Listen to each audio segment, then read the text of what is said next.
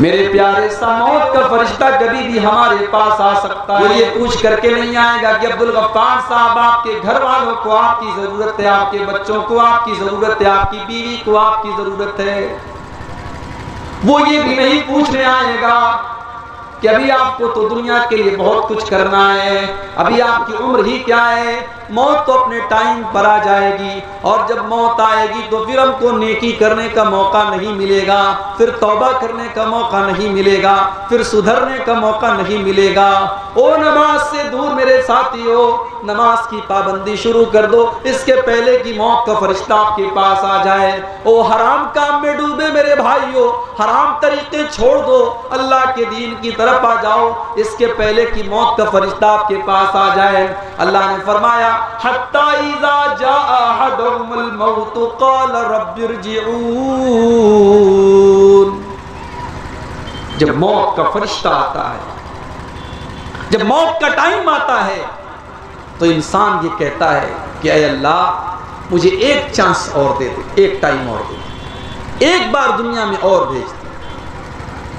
क़ाल रब्बिरजिऊन, ऐ अल्लाह एक मौका तो मुझे और दे दे, इसलिए नहीं कि मुझे अपनी लड़की की शादी करनी है, इसलिए नहीं कि मुझे अपना मकान बनाना है, इसलिए नहीं कि मुझे अपना बिजनेस सेटअप करना है, इसलिए नहीं कि मुझे गवर्नमेंट जॉब करनी है। लअल्ली आमलु सालिहा, ऐ अल्लाह मुझे मौत का अंदाजा नहीं था, मैंने सारी जिंदगी गुनाह किया है, मैंने नाफरमानी किया है, मैंने तुझको नाराज किया है, ऐ अल्लाह तू एक चांस और मुझे दे दे। लअल्ली आमलु सालिहा, मैं वादा करता हूँ मैं नेक अमल करूंगा, मैं तुझे राजी करने वाला अमल करूंगा, मैं ऐसा अमल करूंगा जिससे तू राजी हो जाए। ये कब कहेगा इंसान? मौत को देखने के बाद कहेगा। अल्लाह फरमाएगा कल्ला, ऐसा कभी नहीं हो सकता। इन्नहा कलिमतुन हुवा काइलुहा, ऐ मेरे बंदे ये तो बस तेरे मुंह से निकलने वाली एक बात है, तू आज कह रहा है, अगर हम तुझे दोबारा दुनिया में डाल देंगे फिर तू वही काम करेगा, ये तो बस तू बात ही बात कर रहा है। व मिन वराइहिम बरज़खुन इला यौमि युबअसून, और ऐ मेरे बंदे अब तेरे पास मौत का टाइम आ चुका है, अब तो तुझे बरज़ख में जाना है, अब तो तुझे कब्र में जाना है, अब तुझे दुनिया की कोई ताकत रोक नहीं सकती है। मौत वो चीज है मेरे भाई, आज तो हम और आप इतने कठोर दिल हो चुके हैं कि कब्रों को देख करके और मौत को देख करके भी हमारे रोंगटे खड़े नहीं होते, हमें मौत याद नहीं आती। कब्रिस्तान में बैठ करके लोग जुआ खेलते हैं, कब्रिस्तान में बैठ करके लोग शराब पीते हैं, कब्रिस्तान में बैठ करके लोग हराम काम करते हैं। इतना सख्त दिल हो चुका है इंसान। अरे कब्रिस्तान तो वो जगह है जहां पर हमारे बाप दादा दफन है, हमारे मुर्दे दफन हैं, और कब्रिस्तान वो जगह है जहां देख करके हमको मौत याद आनी चाहिए। अल्लाह के नबी कहा करते थे, ओ लोगों मैंने तुमको कब्रिस्तान जाने से मना किया था, मैंने तुमको कब्रों की ज़ियारत से मना किया था, लेकिन तुम कब्रों की ज़ियारत किया करो, तुम कब्रिस्तान जाया करो। फ़इन्नहा तुज़क्किरुकुमुल आखिरा, इसलिए कि कब्रिस्तान जाने से मौत की याद आती है, आखिरत की याद आती है।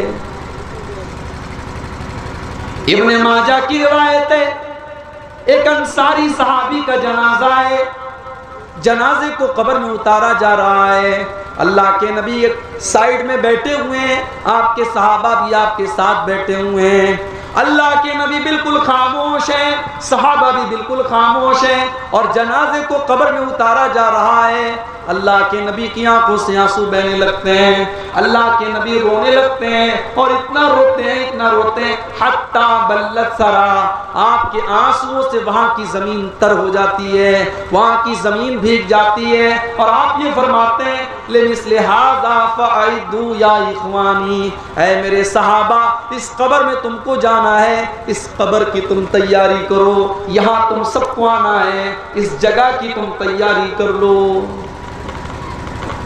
कब्र में क्या काम आएगा मेरे भाई? हमारे बच्चे तो हमारे काम नहीं आएंगे, हमारी बीवी तो हमारे काम नहीं आएगी, हमारी दौलत, हमारा माल हमारे काम नहीं आएगा। वहां अगर काम आएगा, हमारे अमाल काम आएंगे, हमारी नेकियां काम आएंगी। हमने अल्लाह की बारगाह में अगर तौबा किया है तो हमारी तौबा काम आएगी। उस्मान गनी रजी अल्लाह ताला अन्हु जब किसी कब्र के पास से गुजरते थे, ज़ारो कतार रोने लगते थे, आंखों से आंसू बहने लगते थे। किसी ने पूछा, अय उस्मान गनी, जन्नत की बात होती है तो आप रोते नहीं है, जहन्नम की बात आती है तो आप रोते नहीं है, लेकिन अब जब आप किसी कब्र के पास से गुजरते हैं तो रोने लगते हैं, क्या बात है? उस्मान गनी कहते हैं, ओ लोगों, मैंने अपने प्यारे नबी को ये फरमाते हुए सुना है, इन्नल कब्र अव्वलु मंजिल मिन मनाजिलिल आखिरह, बेशक ये कब्र आखिरत की पहली मंजिल है। जिसने इस मंजिल को पार कर लिया उसके लिए आगे की मंजिलें आसान है। मेरे प्यारे साथियों, आज बड़े बड़े उलमा दुनिया से जा रहे हैं, जो अल्लाह के नेक बंदे हैं, जिनकी दुनिया को जरूरत है, आज वो दुनिया से जा रहे हैं। आपके बिहार की सरजमीन के मधुबनी के रहने वाले अल्लामा उज़ैर शम्स रहमतुल्लाह अलैह, जो आपके इसी बिहार के सपूत थे, हमारे बनारस से जामिया सल्फिया से उन्होंने तालीम हासिल की और पूरी जिंदगी मक्का मुकर्रमा में रहे और वहीं दीन की खिदमत करते रहे। बहुत बड़ी बड़ी किताबें लिखी, आज वो भी अल्लाह को प्यारे हो गए। आज बड़े बड़े उलमा दुनिया से जा रहे हैं। मेरे प्यारे साथियों, वो लोग तो अल्लाह के नेक बंदे थे। हमारा और आपका क्या हाल होगा? हमारी और आपकी जिंदगी तो गुनाहों में गुजर रही है, अल्लाह की नाफरमानियों में गुजर रही है, गलत कामों में गुजर रही है। मेरे प्यारे साथियों, इससे पहले कि मौत का फरिश्ता हमारे पास आए, हम मौत के बाद की तैयारी कर लें। अल्लाह के नबी से पूछा गया, अय अल्लाह के नबी, सबसे अफजल मोमिन कौन है? अफजल का मतलब सर्वोत्तम, सर्वश्रेष्ठ, सबसे अच्छा। अल्लाह के प्यारे नबी से पूछा गया कि सबसे बेहतरीन मुसलमान कौन है? आपने फरमाया, अहसनुहुम खुलुका, जिसका अखलाक सबसे अच्छा हो, जिसका व्यवहार सबसे अच्छा हो, जिसकी बातचीत सबसे अच्छी हो, जो सबसे अच्छे तरीके से मिलता जुलता हो, जिसका बिहेवियर सबसे अच्छा हो। फिर पूछा गया, वह अय्युल मोमिनीन अकियस, अय अल्लाह के नबी सबसे बुद्धिमान कौन है, सबसे अक्लमंद कौन है, सबसे चतुर कौन है, सबसे चालाक कौन है? अल्लाह के प्यारे नबी ने फरमाया, अक्तरुहुम ज़िक्रन लिल मौती व इस्तिदादन लिमा बादहू, सबसे ज्यादा मौत को याद करने वाला और मौत के बाद की जिंदगी की तैयारी करने वाला। आज हम मौत को याद नहीं करते, वो मौत जो हमें हमारा अंजाम याद दिलाती है। मेरे प्यारे साथियों, जरा अपने नबी की मौत का टाइम याद करो। सोमवार के दिन अल्लाह के नबी का इंतकाल होता है, जुमेरात का दिन है, जोहर की नमाज का टाइम है। अल्लाह के नबी कमजोरी महसूस कर रहे हैं। आप साहबा से कहते हैं कि 7 अलग अलग कुएं का पानी लाया जाए। 7 अलग अलग कुएं का पानी लाया जाता है और अल्लाह के प्यारे नबी उससे नहाते हैं, उससे गुस्ल करते हैं। उसके बाद आप अपने सर के ऊपर एक सफेद पट्टी बांधते हैं, एक व्हाइट कलर की पट्टी आप बांधते हैं और आप मस्जिद में आते हैं, जोहर की नमाज पढ़ाते हैं और आप मिंबर पर खड़े होते हैं और आप अपने सहाबा से कहते हैं, हो लोगो, आना शहीदुन अलैकुम, कल क़यामत के दिन मैं तुम्हारे बारे में गवाही दूंगा, व आना फरतुन लकुम, और मैं क़यामत के दिन तुमसे आगे आगे रहूंगा, व इन्ना मौइदकुमुल हौज़ु, और ऐ मेरी उम्मत के लोगों, तुमसे मुलाकात हौज़े कौसर पर होगी। वला अख्शा अलैकुम अन तुशरिकू, ऐ मेरे सहाबा, मुझे इस बात का डर नहीं है कि तुम मेरे बाद शिर्क करने लगोगे। वलाकिन अखाफु अलैकुम अन तुबसत अलैकुम दुनिया, मुझे डर है तो इस बात का डर है कहीं तुम दुनिया के फितने में न पड़ जाओ, कहीं दुनिया की रंगीनियों में न पड़ जाओ, कहीं दुनिया की आजमाइश में न पड़ जाओ। ये जुमेरात का दिन था, आखिरी नमाज जो अल्लाह के नबी ने पढ़ाई थी, मगरिब की नमाज आपने पढ़ाई थी जुमेरात की। इशा की नमाज का टाइम आया, हजरत बिलाल आए, आए अल्लाह के नबी नमाज का टाइम हो चुका है, लोग आपका इंतजार कर रहे हैं।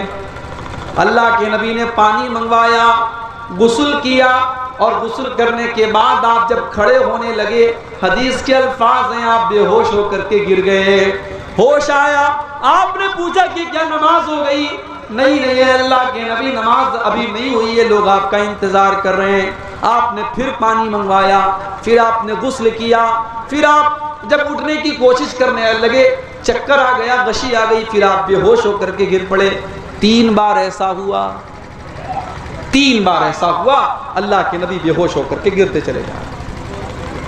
जब आप ये समझ गए कि अब आप नमाज पढ़ाने की ताकत आपके बदन के अंदर, आपकी बॉडी के अंदर नहीं है, आपने साहबा से कहा कि वो लोगों जाओ अबू बकर सिद्दीक से कहो वो लोगों को नमाज पढ़ाए। आपकी जिंदगी में 17 टाइम की नमाजें अबू बकर सिद्दीक ने पढ़ाई। आप मस्जिद में जाने की और नमाज पढ़ाने की ताकत आपके अंदर बाकी नहीं बची थी। वो लोगों, वो नबी जो हम सब के नबी थे, जो रहमतुल लिल आलमीन थे, जो अपनी जान से ज्यादा हमको प्यारे हैं, उस नबी के आखिरी टाइम को जरा याद करो। जुमा का दिन आया, अल्लाह के नबी मस्जिद में आते हैं, खुतबा देते हैं, और खुतबे में आप ये कहते हैं कि ओ लोगों, अल्लाह ने अपने एक बंदे को ये इख्तियार दिया था, अपने बंदे को ये चॉइस दी थी कि चाहे तो वो बंदा दुनिया की नेमतों को ले ले और चाहे तो वो अल्लाह के पास चला जाए। अल्लाह के उस बंदे ने अल्लाह के पास चले जाने के ऑप्शन को कबूल कर लिया और अल्लाह के पास जाने के लिए तैयार हो गया। अभी अल्लाह के नबी ने इतना ही बयान किया था, अबू बकर सिद्दीक रज़ी अल्लाह ताला अन्हु रोने लगे और आंखों से आंसू बहने लगे और कहने लगे, फदैना कभी आबाइना व उम्महातिना, अय अल्लाह के नबी हमारे माँ बाप आपके ऊपर कुर्बान हो जाएं, अय अल्लाह के नबी हमारे माँ बाप आपके ऊपर कुर्बान हो जाएं।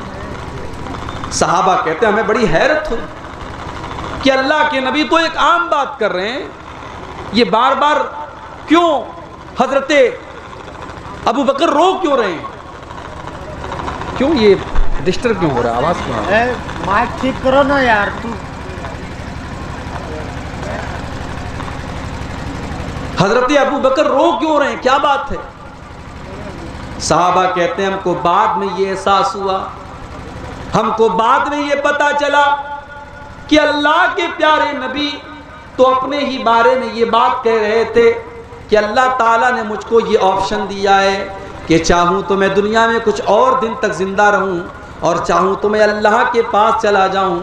और अल्लाह के नबी ने अल्लाह के पास जाने को कबूल कर लिया और अल्लाह के पास जाने को तैयार हो गए। अपने उसी खुतबे में आपने फरमाया कि अगर मैं दुनिया में किसी को अपना खलील बनाता तो अबू बकर को बनाता, लेकिन मेरा खलील तो अल्लाह है, मेरा सबसे खास दोस्त तो अल्लाह है। हाँ, इस्लाम ने जो दोस्ती अबू बकर के साथ रखी है वो दोस्ती बरकरार रहेगी, लेकिन मेरा खलील तो अल्लाह है, मेरा दोस्त तो अल्लाह है। उसके बाद आपने फरमाया मस्जिद के अंदर जितने लोगों के दरवाजे हैं सबके दरवाज़ों को बंद कर दिया जाए, सिवाय अबू बकर के। अबू बकर का दरवाज़ा बंद न किया जाए, अबू बकर का दरवाज़ा खोले रखा जाए। आपने फरमाया सबसे ज़्यादा मेरे ऊपर अगर किसी का एहसान है तो अबू बकर सिद्दीक का एहसान है, इसने अपने माल से मेरा साथ दिया, इसने अपनी जान से मेरा साथ दिया।